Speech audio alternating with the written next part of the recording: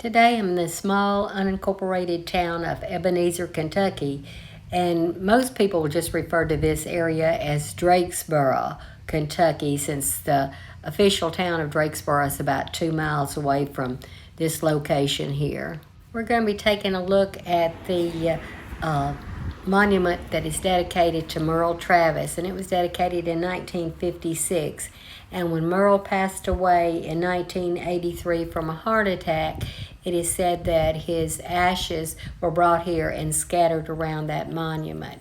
But there's a couple of extra markers that's been added since I was last here. I was here in February of 2024, and I will show you that picture. As we get closer to the monument, I do want to mention a few things about Merle Travis. He was actually born about 11 and a half miles from this area in the small town of Rosewood, Kentucky. And he was born November the 29th, 1917. And we'll mention also that Merle's parents, Robert and Etta Travis, are buried in this same cemetery as well. Merle was a singer, songwriter, musician, and even an actor. And some of Merle's music has been considered country, some western, blues, folk, and even gospel. And I think what really amazed me was when I was doing research for this video is to find out that he once was in a group with Grandpa Jones and the Delmore brothers, and they were called the Browns Ferry Four, and they were a gospel group. Since I've already mentioned that this monument section here in the cemetery was dedicated in 1956, you will notice in latter years they've evidently, after Merle's passing, inscribed his birth and death date on it at the bottom there. But when I was here in February of 2024, this marker was not here, and I guess you would call this maybe now an official tombstone for Merle Robert Travis. And it has on it that he was born November the 29th, 1917, and that he died October the 20th, 1983. And it says that he was a guitarist, a husband, dad, grandpa, and down at the under that it says, "When I'm long gone, you can make my tombstone out of number 9 coal."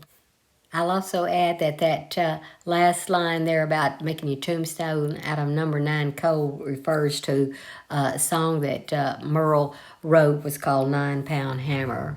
I'm going to try to give you two views here so my shadow doesn't show up so much, and you may want to pause it so you can read it all. But I will tell you it has like one of the lines out of his song that he wrote and would sing 16 tons, and that Tennessee Ernie Ford would later record and make it a super hit in the country music world. But it also says on there that it was dedicated to Merle Travis, who has done so much toward directing hit the spotlight of his home through the writing of folk songs about his home and his people. His songwriting, his singing, and guitar playing have won the hearts of many and the respect of all fellow workers. Erected June 29, 1956 by his friends in Muhlenberg County. I did some research and found that the 7 supposedly that's marked here by Merle Travis' tombstone they have is for a song that he co-wrote and sung called 3 times 7. And speaking of his songwriting and music and songs and all, them saying he was a guitarist up there more than a singer and songwriter brings back the memory that he had a different type of guitar picking, they called it his own. They even called it the Travis picking. This unique style of picking that Merle had, some referred to it as the ragtime music sound. Speaking of Merle's unique type of guitar picking, others would also try to do that type picking or learn from it, and some of them would add a little bit different way of sound to their own guitar picking. And one of those that they said that was influenced by Merle's guitar picking was that of Chet Atkins.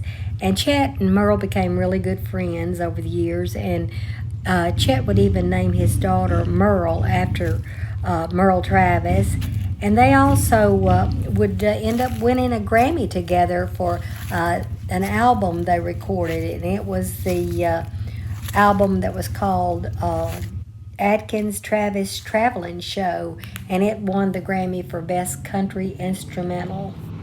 On the left side of the monument to Merle Travis is that of his son, Tom Bresh. And Tom himself was a singer, songwriter, and very talented instrumentalist, and he would even design guitars, they say.